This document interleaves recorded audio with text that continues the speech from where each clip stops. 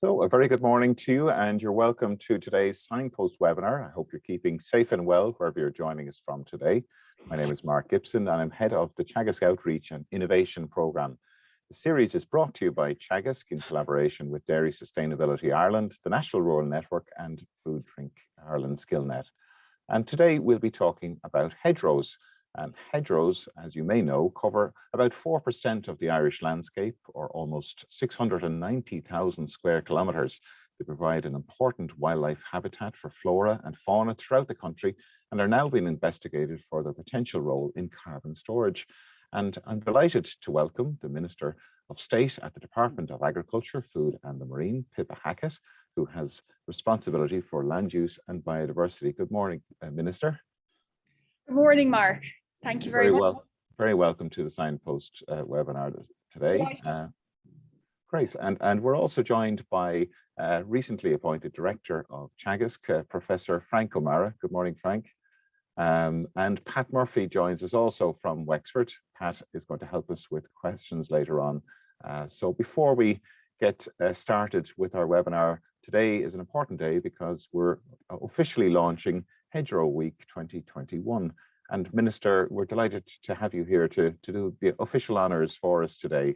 Perhaps you'd like to share a few thoughts on hedgerows and the importance of the important role they have in Irish agriculture and indeed the biodiversity of the country. I'm delighted to actually. Thanks, Mark, and it is great to be here to launch Teagasc's Hedgerow Week. And I think last year we saw a week full of wonderful information. I think promoting the value of our hedges in the Irish landscape. And look, it really is thanks to events like this that progress has been made in raising the profile of hedgerows. I suppose we are quite fortunate in Ireland to have maintained much of our hedgerow network with the ecosystem services that they provide, in terms of carbon storage, wildlife shelter and food supplies. I suppose it is worth pointing out, though, that we have lost significant lengths of hedgerows over the past decades. And really, this is something we need to reverse, in this all-important decade of change for climate, biodiversity and so forth. So, I mean, it's apt really that this is, this event is happening at this very pivotal time, really. Look, the trees, I suppose, and shrubs that make up a well-managed hedgerow are a huge source of food for pollinators, for birds, for small animals, and some big ones if they can have access to it. And also, it's hedgerows act as a sort of nature corridors for wildlife to move around. They're also home for many species of wildlife, and that's important to think about that as a habitat rather than just a field boundary. For those bigger animals, again, hedges can provide shelter and shade, depending on the type of weather we're facing. And I suppose at this time of the year, it is lovely to see the red berries of hawthorn, holly, rose hips even, and even the black sloes and berries of ivy. Again, it's only possible, of course, if the hedge has been maintained in an appropriate manner and allowed to bloom and fruit during the year. So I think that's why, again, this webinar, this week, Hedgerow Week, is really so important to highlight that and the benefits of managing your hedge in a very productive way. I suppose from my department's perspective, the importance of hedgerows as a farmland habitat has been recognised through agri-environmental schemes since about 1994 with the first REP scheme. Since then, we've worked to improve and advance hedgerows measures and actions through REPs, through AEOS and now through the GLAS. And we are, working to develop that further into the next round of the AECM. These schemes over the years thus far have facilitated the planting of about 11,000 kilometres of new hedgerows and rejuvenated some 6,000 kilometres of other hedges. I mean, so it's quite a significant amount. But again, we do need to keep this work up and develop it further. So yes, the next round of the CAP and the new AECM will be more ambitious again in terms of action for hedgerows. And we are working and currently developing that, through our ecologists here in the department and in consultation with external experts to ensure that this progress continues. again, I suppose we are also lucky to be part of the, the All Ireland Pollinator Plan has been in place here in Ireland since 2015. And the first plan did have guidelines for farmers and landowners on how to, manage their hedges for pollinators, which was really, really useful. And as part of the new All Ireland Pollinator Plan that will run from 2021 to 2025, my department has funded a farmland pollinator officer who will work again to engage with farmers through my department and to continue to strengthen that message around the importance of hedgerows and pollinator friendly management practices. So look, this week's going to be all about understanding hedges better. And I think it is that better understanding among landowners, among farmers, among contractors that will build on the progress we have seen to date, and certainly deepening our understanding through research on projects such as Farm Carbon will continue this awareness and the value of our hedgerow network. So it's great to see the practical elements of the programme ahead this week. And I suppose it is worth at this point, whether it's hedgerows or trees, just to give a bit of a reminder that people need to think safely when they are dealing with hedges, trees and managing those, and, to remember to wear your PPE and obviously only carry out the work if you're trained and certainly able to do it. So look, I'll finish off on that and just to say, look, I really hope that you enjoy the week. We have the expert that is Catherine Keena today, and I'm sure next week as well, to deliver all the knowledge that is out there. And at the end of the day, it is about if we truly understand hedges better, we will have a better appreciation for the value of our hedgerows. So listen, thank you very much. Thanks to Frank and Teagasc for the invitation, and I'll pass back to Mark and enjoy the week. I'll try and tune in as much as I can, and if not, I'll watch the recording. So thank you very much. Thank you very much, Minister, and thank you for those kind words, and indeed underlining the importance of hedgerows and the true connection that we have with hedgerows in Ireland and the heritage that's attached to them. I'd now like to invite Professor Frank O'Mara to say some words. Thanks again, Minister. Frank O'Mara, this is your first appearance on the Signpost webinar, so you're very, very welcome. Good morning to you. Good morning, Mark, and thank you very much for the invitation to join you here this morning. And yes, indeed, it is my first appearance on the Signpost series. And look, I'm delighted that it's associated with a really important topic like Hedgerow Week. And I'd like to very much thank the Minister for her comments here this morning and for attending this event to launch National Hedgerow Week. So look, hedges, I think we all are so familiar with hedges here in Ireland. They're a really intrinsic part of the Irish landscape, and I suppose so familiarity is certainly something that we don't need with hedgerows in Ireland. In terms of their importance, I think there's a number of areas where I would see, obviously, as a source of biodiversity in themselves and as a shelter for wildlife, they're really important.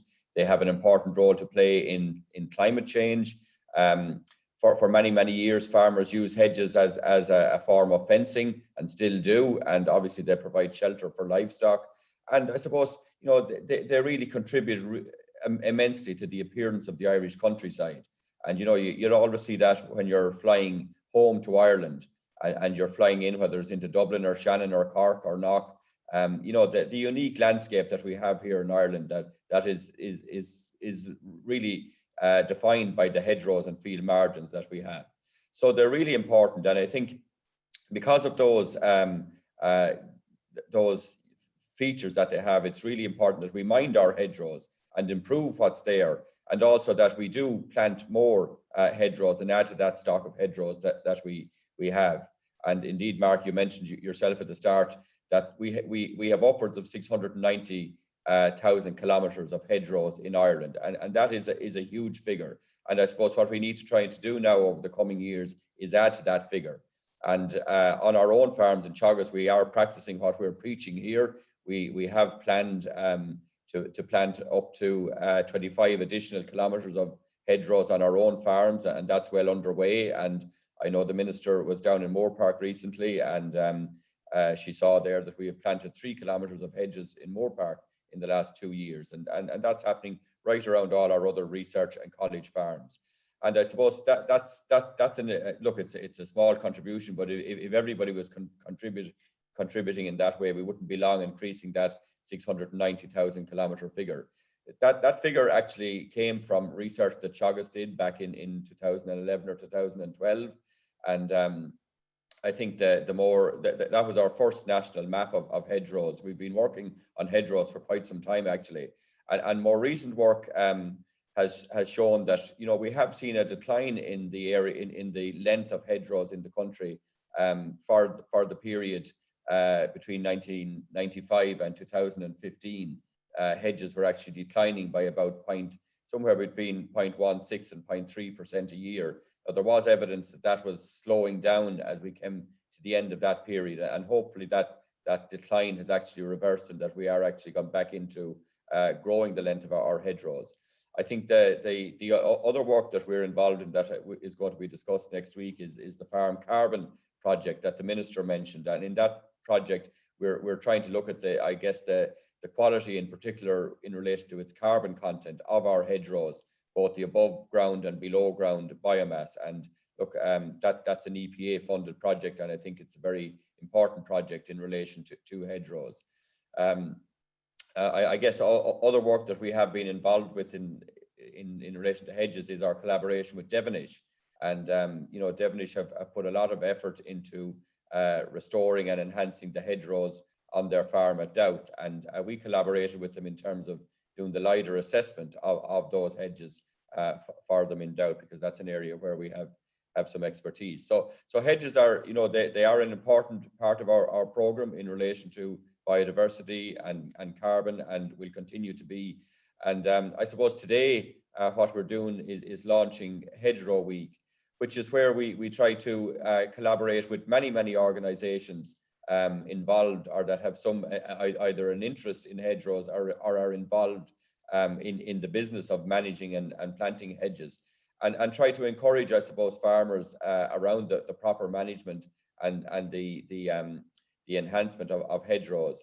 And so for that, we're really thankful to our country management specialist, Catherine Keena, who's, you know, known the length and breadth of the country for her expertise in this area. And Catherine really drives on this National Hedgerow Week. And look, we have a very, I think, good lineup of events next week, and obviously all virtual, but that maybe makes them a little bit easier for people to access in one way. And I certainly hope to tune into some of those next week, because I think they're going to be very interesting. And I hope that that many farmers get to hear the messages that we have in relation to how hedgerows can contribute on their farm in a very, very positive way to enhancing both the appearance and utility of their farms. So with that, Mark, I'll leave it and wish you well for this morning's seminar, and wish everybody involved in Hedgerow Week, both Teagasc participants and participants from other organisations, a good week next week, and hopefully you'll all consider that the effort will have been worthwhile by the time we get to the end of the week and we see the fruits of that in the following weeks and months ahead. So thank you very much. Thank you, Frank. And I'm going to go straight across to Catherine Keena, who's going to tell us all about what's going to be happening next week in Hedgerow Week. Catherine, good morning to you. Okay, just on mute there at the moment, Catherine.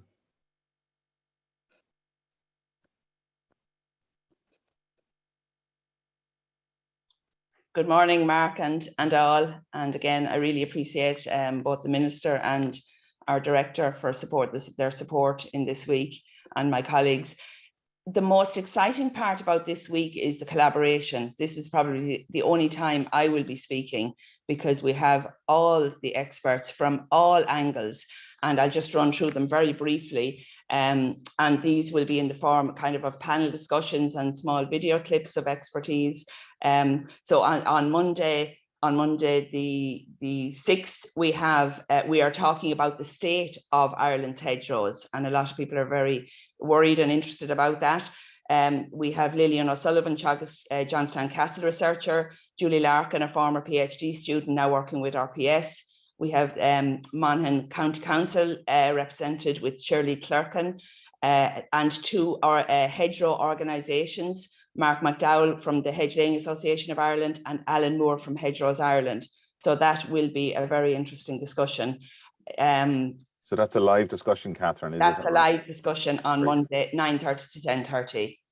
Full details are on the Teagasc website at the moment there for anybody who wants to register. I'll let you keep going there because I know we've quite a lot to cover this morning. Tuesday, then we're coming on to biodiversity, a topic we're so familiar with. But again, we need all to understand how birds, bats, bees, butterflies use the hedges. So we have a presentation from Jesmond Harding from Butterfly Conservation Ireland.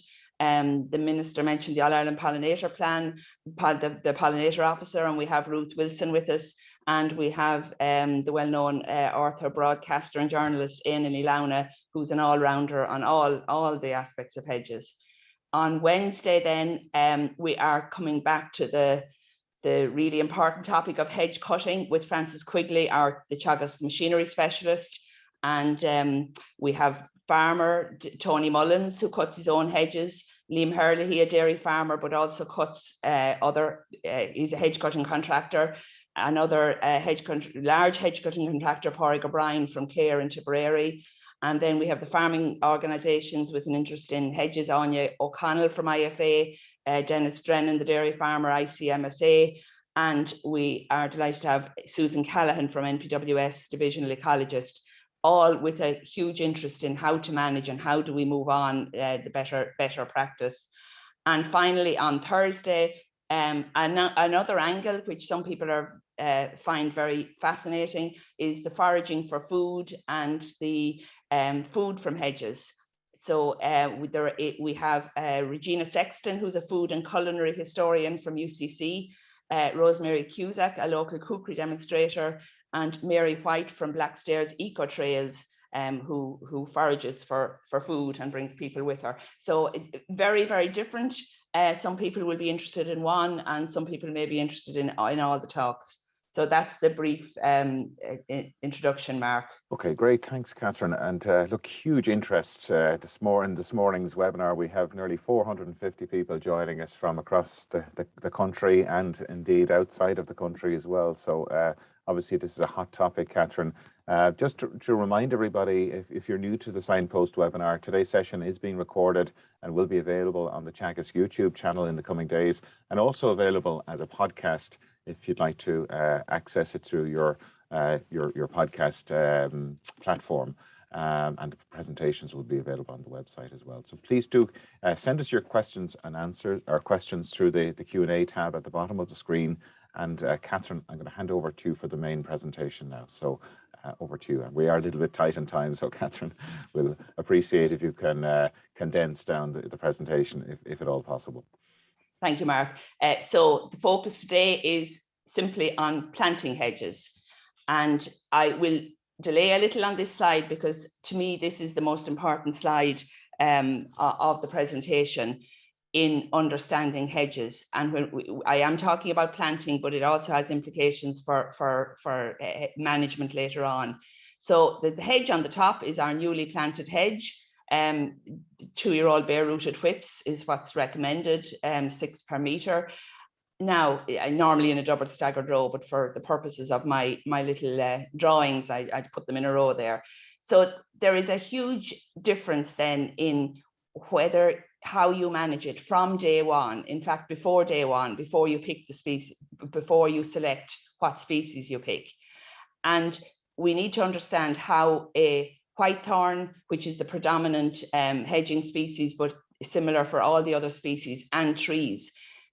On the left, if we cut it back day one and keep cutting it back, the one stem multiplies every time we cut it. This has been understood way back on the literature that John Feehan talks about, where long ago people understood the value of whitethorn because it responded to trimming. And it just, every time it's cut, buds come beneath the cut and it multiplies. So if we want a hedge which is managed, because a hedge, don't forget, the topped hedge is not a natural habitat, it is a managed habitat. So to maintain it as I suppose maybe we think of as a hedge, we must cut it from day one, cut as an inch at a time, like inch it up to get it thick and growing well. And then obviously to leave, then eventually to get to at least 1.5 meters, as high as the hedge cutter will cut. But it is important to cut the growing point every year to keep it as a hedge, except for the occasional flowering thorn tree that's left. And from day one, a tree guard is cut on one of those every whatever number of meters, depending on the scheme or depending on your preference. And that new hedge then can be easily got into a triangular shape, A-shaped triangular shape, sloping from a wide base to the growing point. But the growing point must be nipped, and that is the perfect hedge from a hedging point of view. It can be difficult when we talk about getting that shape into existing hedges, which I'll come on to in a moment. Now, that's number one with the little green star. That's absolutely perfect. Equally perfect, and be clear about this, because I suppose I talk a lot about the management of that hedge, because in general farmers tend to want that hedge, but they're equally, I love the escaped hedge on the right hand side. So this is where the whitethorn is left to do what it wants to do, and it grows into a single stem with a mature canopy. Now, I've exaggerated the diagrams, obviously, but that is fabulous, and that's equally, and I think on every farm we should have some topped hedges and some escaped hedges, because both have very different values and both can contribute. So the escaped hedge, untopped hedge, or tree line. And as I said, if you look out as you drive away from wherever you are today, you will clearly see that's topped, that's an escaped hedge. You know, our old mature hedges can be either, whether they're 200 years old, 2000 years old, or planted today. Now we come down then to the problems, the problem line, the bad practice. The bad practice is where that topped hedge is short back and sides, under 1.5 meters, no flowering tree, flat topped, down to 1 inch of its life, you know, maybe on top of a bank, and it may be only 1 foot high. That is not, and that bad practice has got a bad name for our, we'll say, hedgerow management for our normal topped hedge. Equally bad, and this is my biggest concern about new hedges. What happens is they're often let grow up to a point where, oh, we must cut the hedge, and then they are topped. Or worse still, those old mature escaped hedges full of beautiful old trees, 200 years old, are topped at, you know, 1.5, 4 or 5 foot high. And then what happens is it pulls whatever little bit of growth at the bottom, it pulls it up into the to the point where you cut, and you have the upside down toilet brush hedge. And then if that's flailed year after year, you're really, it's on its way. That's the way to get rid of the hedge. Just a small point there, it's probably not the worst thing, but I think again, it's important to understand there's a move at the moment to get hedges, the height up. It is not the best practice to just let it grow up in 1 year. My picture on the bottom right shows that, you know, the better way would be to inch it up. Okay, so I think that's really important. So before day one, before you plant, decide which hedge you want. Either are valid, but what happens is the wrong management happens because people mix up the two hedges. Okay. And again, just to understand how the trees and shrubs grow, this apical dominance, it's that the whitethorn and all other hedging species and trees want to grow up to being a single tree. So you can see there in the example, unless we cut it off, it will, that's what it wants to do. And that is fine, provided we manage for that. That is absolutely fine. As I said, I would like both. And again, it's the same when it comes to cutting hedges. But the really bad thing, as I said, and this comes from way back out of the reps book from the very beginning. This was understood, but we failed to get the message over. I think that was the problem. So you can see there clearly the picture on the right where the hedge cutter cuts. That's where it sprouts from. And again, in the little diagram there, if you keep coming back to the same point every year, you are just killing the hedge, because the other way, it's okay, little enough and is good, provided you cut above last year's cut, because then you have 5 new shoots all developing. But if you're coming back to the same point every year, you are weakening and devastating the hedge. And there's the classic upside down toilet brush hedge. But to be honest, an awful lot of hedges in the country are like this. That's probably a very light one. But from now on, and I would not look at a hedge until this month. You cannot see the structure. Everything looks good in the summer.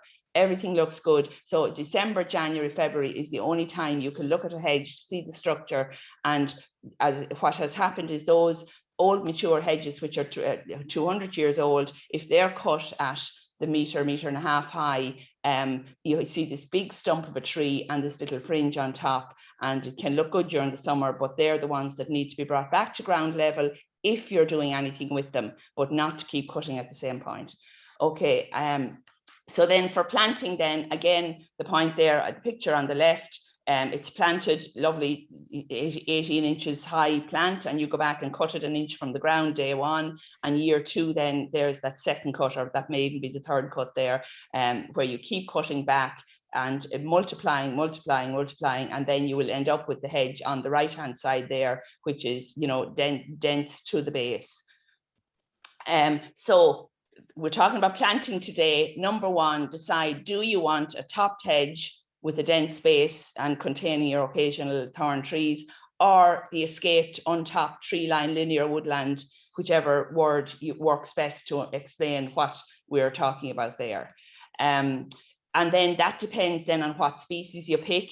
So these species suit, these species, the native trees and shrubs thrive with cutting, but can also be left as a tree. So again, they're extremely useful in a hedge. So we're talking the tree thorn species, the white thorn, black thorn, holly, and to be honest, we need them for structure in the hedge. The spindle, gelder rose are beautiful, but on their own they would not be structurally good.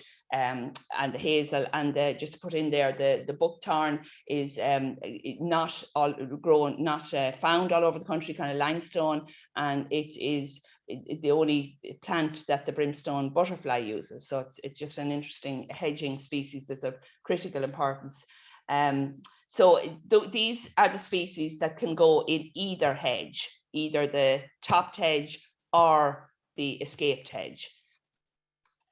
And then we have the climbers, which we probably don't count as for in planting. Again, I would be very wary about putting anything into the hedge that would be ornamental. That is not good, and it is a danger, especially with the rose. You can have the Rosa rugosa rather than the Rosa canina, and it is dreadful out on a farm. So they are generally species that aren't available, but it's just worth putting them in there to remind them. Hopefully they will come in time into hedges. And then we have the trees, and I just put them into 2 groups there. We have the large trees and the mid-sized trees. But the very large trees, the ash, the oak, obviously we're not planting ash at the moment because of the ash dieback. The oak, I've put the heights there, rough heights of all the trees, but they're some of the very large ones. And they obviously you would only put them where they can suit, but they're in all our old hedges. So again, they could be, if providing we're not topping them, they could be, you know, they're beautiful and could be enclouded, or they could be put in a corner of the field as a grove of trees. And then you have the kind of the mid-sized trees, the alder, the birch, the cherry, the rowan, or mountain ash, crabapple, whitebeam. The elder, probably we don't normally sow it, but it's a beautiful one for biodiversity in the hedge, not good for the structure of the hedge. So you always have this balance. And the beautiful strawberry tree, which is locally only, occurs only locally. So again, these ones are fine in the escaped hedge, but only only occasional in the topped hedge. And to be honest, because our experience in the past, when people got the message to leave a tree in the hedge, what in general, they tended to put too many trees and then cut them down, or even where they did put these kind of trees, which are beautiful, they omitted to leave the whitethorn. They didn't see the whitethorn as a tree, which is the most valuable tree in a hedge. It fits into the hedge. So just be very careful if we're putting trees into the hedge, know what we're doing, and only after we've allowed a whitethorn in each hedge. Native provenance, it means seed, plants grown from seed, grown in Ireland from Irish trees, best for biodiversity support, rural development. I should say no more about that because the Signpost webinar next Friday, we have 2 people who will explain better than I can the value of native provenance trees and hedging stock and how to reduce health risks to them. So we have Joe Gowan, CEO of the Woodlands of Ireland, and Maria Cullen, Chair of the Society of Irish Plant Pathologists. And I shall leave that topic to them, other than to say that, you know, there is a body of people trying to progress this and support it, and it's not an easy job. So coming back to the planting then, the practical side of, now again, so line out if you're putting it in the middle of a tree with a wire a wire or lime or whatever, or twine. It is always useful to use the digger to loosen the soil, but it really makes it easier to plant, to turn over the soil first. There's no need to spray once we're managing it properly afterwards. Again, planting them there 6 per meter, keeping the plants in the bag, don't let them dry out. If you're going to have them for a long time, keep them in the ground if you're going to have plants for a few weeks. Again, number 1 there on the left, identify your whitethorn trees and other trees if they're in the hedge. On day 1, put a tree guard on them, because it's amazing how the hedge grows so quickly. It can be hard to find them the second year. People often find that. So put on the tree guard, have a couple of tree guards, decide how many trees you're going to have in your 100 meters. There may be a requirement in a scheme, or you may just choose. And again, it's fair to say that trees are not good for the structure of a hedge, especially big trees. And this is why I kind of favor the small, and the whitethorn being the one that will fit in there very well. But it's always a compromise. Life is a compromise, and biodiversity certainly is, when we're trying to fit in all these species in the hedge. And so we've a question coming in there around the spacing that you'd recommend there. Is a 6 per meter, is that roughly about a foot apart, is it? Roughly? Yes, 6 per meter in a double staggered row would be a foot apart and a foot between the rows. Okay. And what do you have any advice in terms of the plastic as to when that can be removed? Wait till my next slide, Mark. Okay. Jumping ahead.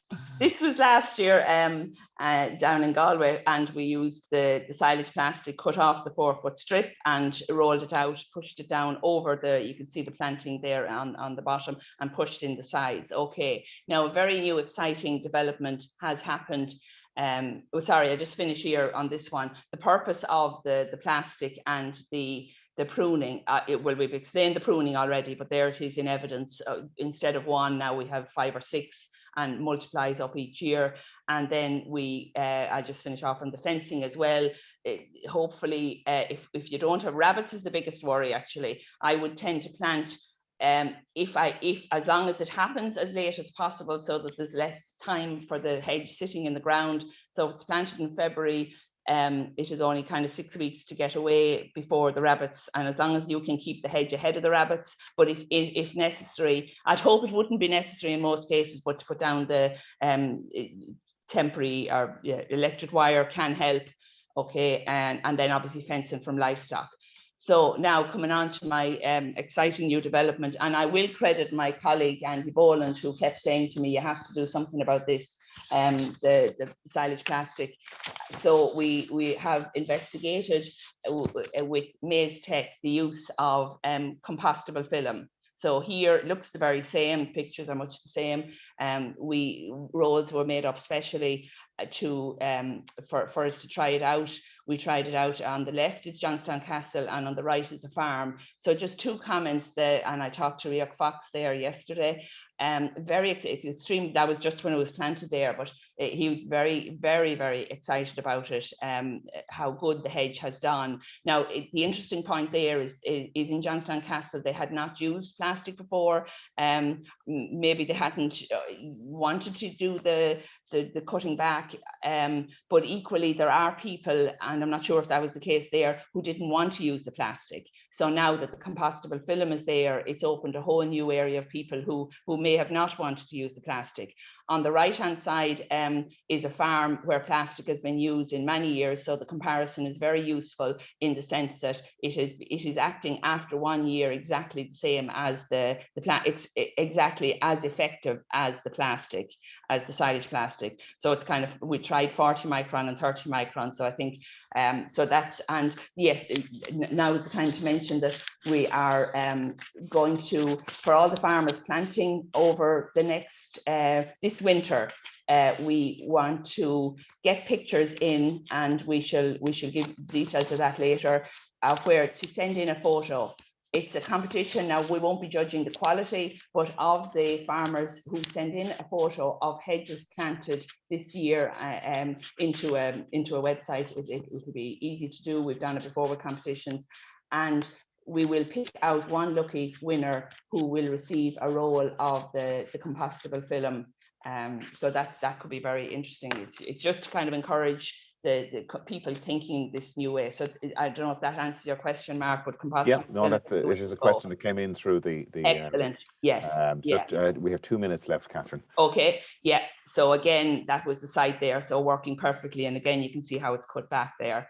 Just a couple of points on REAP to be very clear, that anybody, REAP was a pilot program, so it wasn't trying to do everything in this year and next year.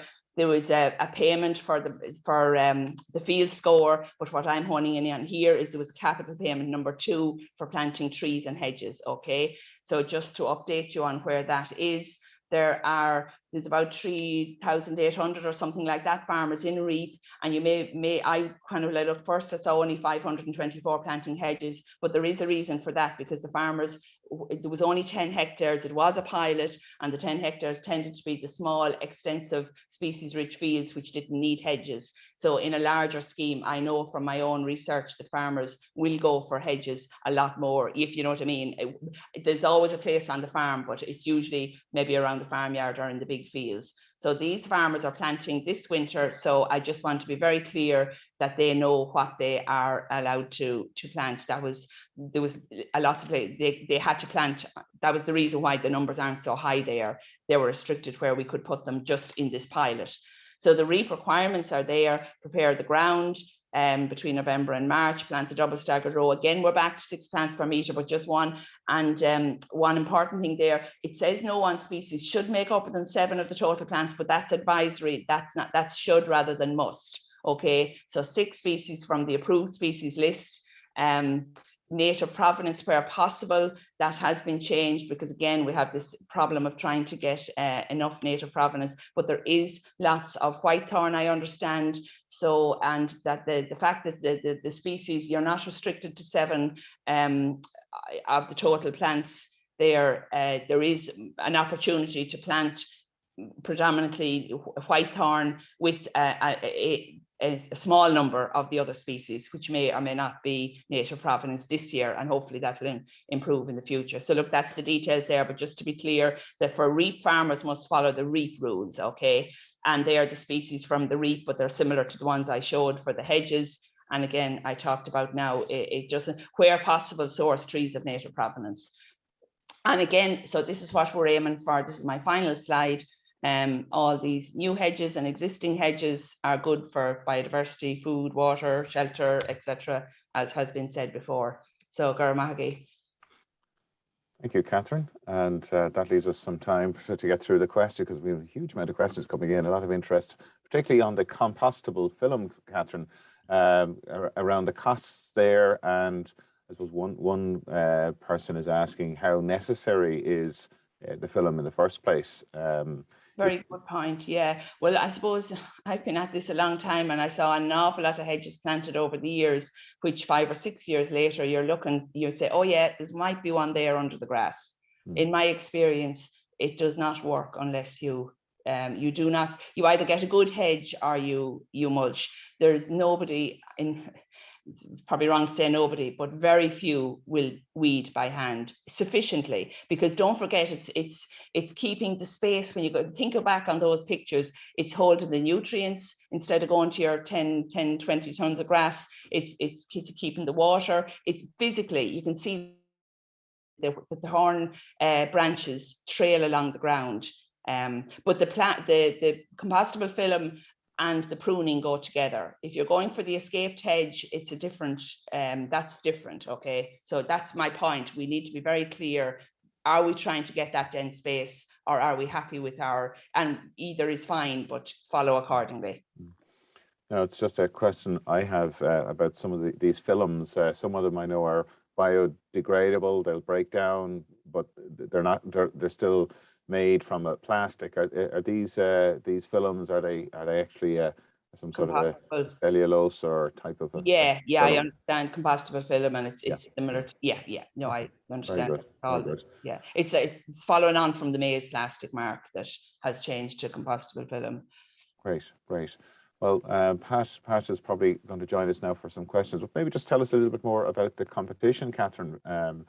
Yeah, so farmers who plant this winter, we're just interested in seeing what's going on out there. We know the REAP farmers, we know there are farmers in the NPWS Farm Plan Scheme, but equally, I think we all know, and in particularly on the dairy farms, that lots of people are talking about planting hedges with outside schemes. So we just want to capture what's going on, and just send us in a photo and the length of the hedge. We'll have the details on it, and as I said, we'll pick a lucky person then to get the role of. So you can find out more details on the Teagasc website. Just before I hand over to Pat, I know there's a question there in relation to contractors and training of contractors, and what's happening there. What sort of engagement does Teagasc have with contractors around hedge cutting? Well, we're going to engage very much on Wednesday, Mark. We have worked with them in the past. My own research shows that maybe 80% of farmers use hedge cutting contractors, but most of the farmers leave it to the contractor. And I know the contractors do what they think the farmers want, and they all do what they think the neighbours want. So I think it's not rocket science. Anything I'm talking about there is so simple. And I think that's the problem. People think, oh, there's nothing to it. And if there is, so it's the communication, Mark, I think, even more so than the training for everybody, from the people who say, oh God, that farmer's hedges are really neat and tidy, and rather than saying, do you know what I'm getting at? It's the communication, and very important from outside farming, as well as within, to know what's the right thing to do. Okay, Pat, a lot of questions coming through there. There is huge amount, and as you say, a huge amount in relation to the plastic. To get away from that, there's a question: what's the evidence that planting and managing hedgerows delivers benefits for biodiversity? And I suppose, what's the rationale in introducing shrubs that maybe don't exist in locally in hedgerows in a particular area?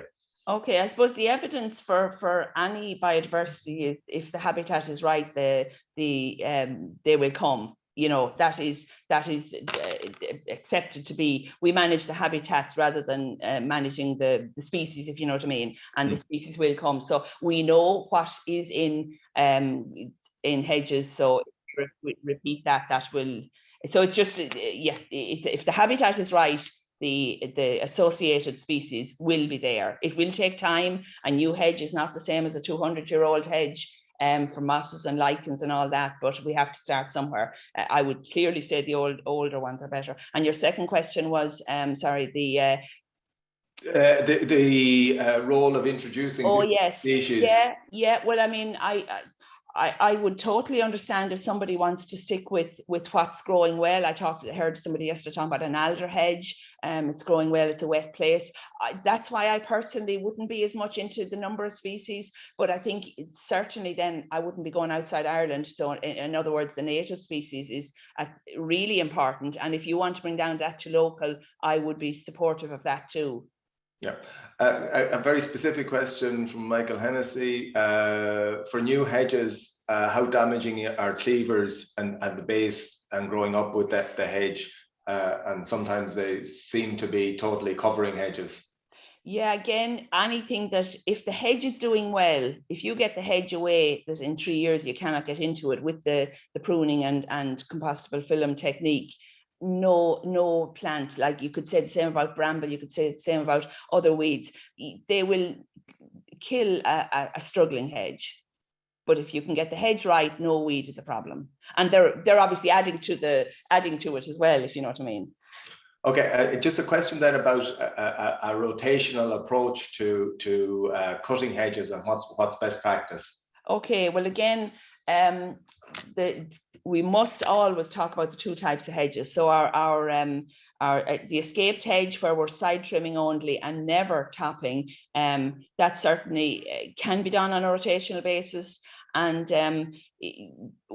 similarly with the topped hedge. Personally, I'm more inclined to go little and often. I've seen terrible damage done in the past, leaving them for 5 years and then mutilating them. Even, personally, I like little and often. And if everything else is right, that works. Having some escaped hedges on the farm and having the individual thorn trees in your topped hedges, that you will have, it'll be balanced. There's a question here as regards county councils outsourcing cutting of hedges, and I suppose alluding to the fact that some of the hedges are cut down very heavily. And I suppose there's an issue there as regards the safety and management in relation to that, but also I suppose, is there a question as to whether there should be a different strategy for managing hedges that are by the roadsides versus those that are back in the fields? And I suppose personally, I would hate to, and I've said this before, I would hate to live in a country where we have 10-foot high hedges on every roadside where you can't see the countryside. I think there's a compromise path. Look, number one, safety is first. The minister even mentioned it there. Safety is first. But I think there's a lot of hedges cut that don't need to be cut, or and again, we don't want everything left the same. We want, for a variety is good from a biodiversity point of view. I still think there's quite lots of opportunities as I go along and see hedges, where certainly not a safety issue. And I wonder that there couldn't be the single whitethorn tree left. I'm not talking about oak trees. I wouldn't plant any big trees in it. And similarly for the height, variety is good. We need to think, and certainly county councils and anybody cutting hedges, should never cut them without thinking. That's the point. Can they do it better from a biodiversity point of view, landscape point of view? Catherine, we have a question in relation to the permission that farmers have to remove hedgerows and replant elsewhere. What's your view on that? I would say if we went back to never having removed a hedge, we wouldn't have the industry we have today. I go back to where I worked in County Cavan as an advisor, doing the area aid long ago and the half-acre fields on the map. So there is a happy balance, isn't there? And there's a happy medium. But I would stress a new hedge is not equal to an old hedge. The same length for length, which is what farmers have to do. We really should try not to remove them.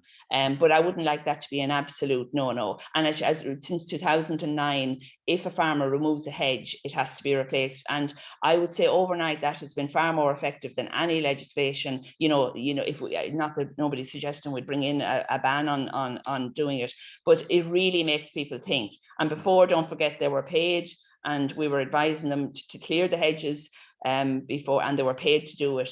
So, and that would have been the thinking, and immediately that came in under cross compliance. It makes it, I think it's very effective, and it does leave. There are cases where maybe it is the right thing to do, to take them out. And average field size, I would come back to there as my metric for whether it is way offline or a genuine case. And in relation to the hedge cutting and ban from between the 1st of March and the 31st of August, there's a question here in relation to the fruit, the effect that might have on the fruit available to birds and wildlife during the winter period. Is there Is there a contradiction there, or? Yeah, in the ideal world, again, like planting the hedge, I'd do it in the last day of February. But with 80% of hedges, or maybe more in part of the country, being cut by contractors, that is not realistic. So I think, you know, and also if you are managing the topped hedges that I spoke about and side trimming the other ones, leaving them for, there won't be a lot of fruit on the part where you're cutting, if you know what I mean. Again, what's really killed us is where it's done badly, you know. And so to answer your question, if I had a hedge cutter, and I would cut them in February, yes. But it's if everything is done right on the farm, it's not the most important issue. And of course, it's not possible to get every hedge cutter to just confine the cutting season to February. An interesting comment here about the hedgerows in your background there, Pat. Yeah. I've lost my usual background. It's disappeared. So I have a nice neat one on one side and a more escaped one than coming up. One of our very observant viewers. Yeah, there's a comment in there about our poor bramble. Is it an outlawed species, or is it something that we should be appreciating a lot more? Oh, sure, it's super from a biodiversity point of view, and the food people, you know, we all pick blackberries from a childhood memory point of view, you know. But again, I keep coming back to the point. People have said the hedge is covered in and you can see them are all over the place. A hedge that has been whacked and over managed is very likely to be covered in bramble. The hedges I showed there, the very, you know, lovely 15-foot tall, or any of the managed right, bramble is not a problem. So we're coming back to the point of get the basics right. Some bramble is fabulous, you know. I know it jumps out into the field maybe by 20 feet a year, but again, if everything is managed right, it's not a problem. There's a question there as to the management and the possibility of hedging on top of earthen banks. And what's your recommendation there? I would just be very careful. The earthen bank, don't forget, is something that has been there maybe 200, maybe 2000 years, is full of possibly carbon, but from my point of view is full of mosses and lichens, and is likely to be the one spot on the farm that has never been sprayed or fertilized, you know, up on top of the bank. So it can contain the most rarest and most valuable biodiversity on the farm. So, you know, I know long ago it would have been said, you get the digger in and turn the bank upside down, and that would be the easiest way to grow the hedge. Some banks could be worth keeping in their own right, but if you want to plant a hedge on the bank, I'd probably to get the hedge to grow, I'd possibly put it at the base of one of the sides of the bank. So again, it depends on personal choice, but I would just stress the value of banks from a biodiversity point of view, with or without a hedge.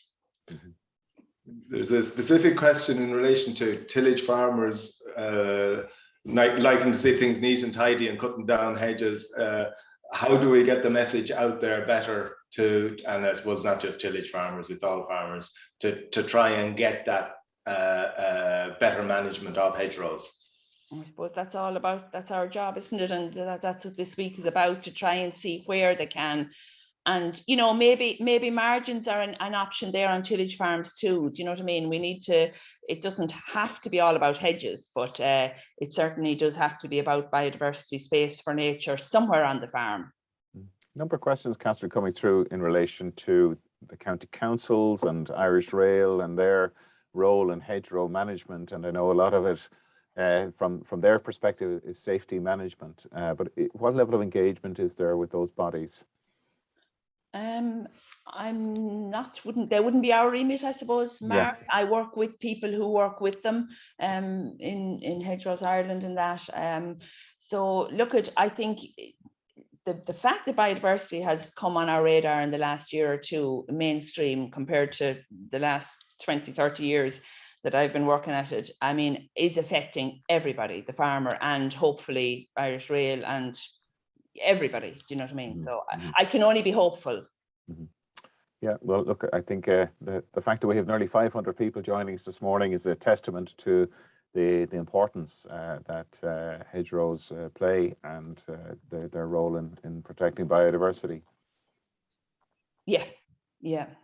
Okay, I think there's more comments coming back in. I think my background is generating mixed views. Michael Hennessy, our tillage specialist, likes it, but others, I think, don't think it represents a good example of the Irish countryside. So, can please some of the people some of the time. Just in relation to a question there in relation to on-graze margins around hedges and how important are those to add to the overall biodiversity component of field margins? Hugely. I nearly like field margins as much as I like hedges. So, and they could be, you know, standalone margins in the tillage field there behind you either, you know.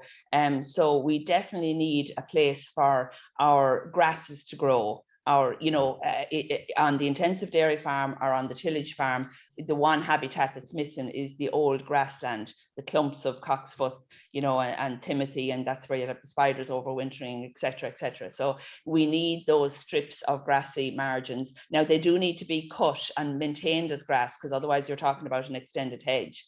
So whatever width your hedge is, we really do need grassy margins as well. For you know, but that's a separate habitat and needs to be managed to keep it as a grassy habitat. So that's another day's talk. Question, Catherine, in relation to hawthorn hedge, where gorse has grown up through the hedge. Is there value in the gorse, or there's value in it, but it is aggressive. It takes over. I mean, I would rather not have it. I would rather not have it taking over.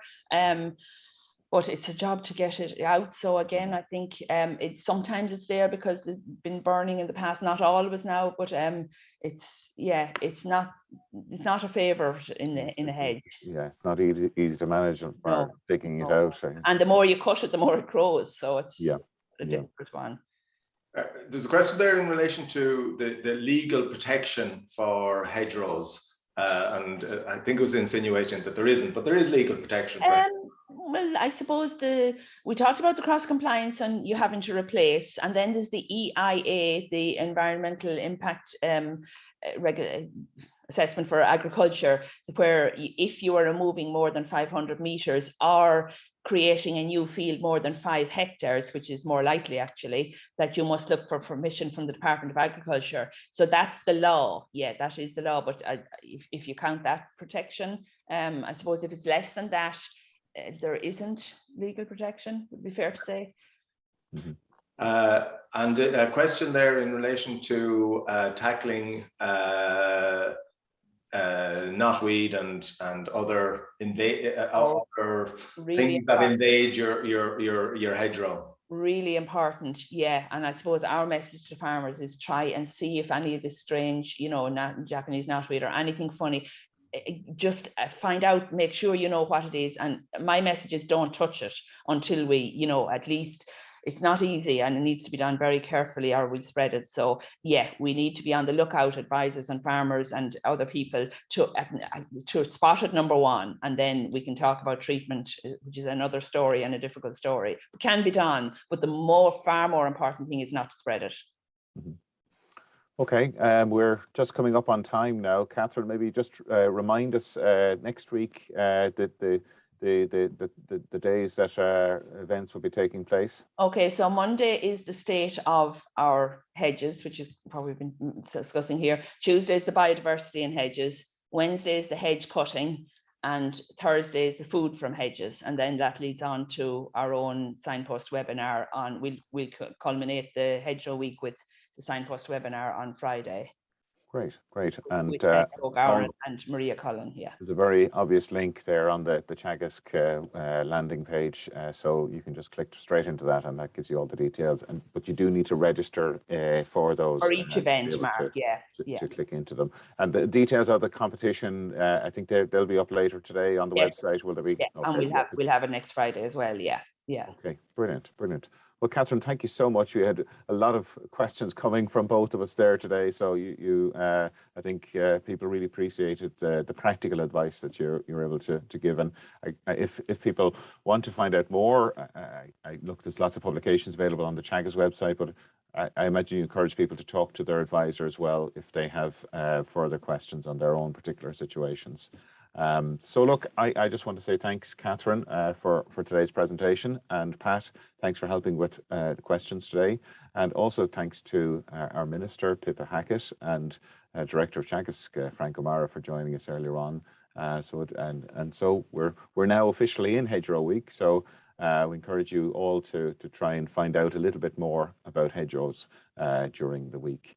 So with that, I just want to say thanks to Yvonne Maher for helping in the background today, and our series producer, Andy Boland. And a reminder that all of the previous webinars are available on the Teagasc YouTube channel, as well as the podcast channel as well. And today's presentation will be available on the Teagasc website. So thanks again to everybody, the huge crowd that we had today, huge interest in this particular topic. So no doubt you'll get lots of interest next week, Catherine, during Hedgerow Week. So thanks again, everyone.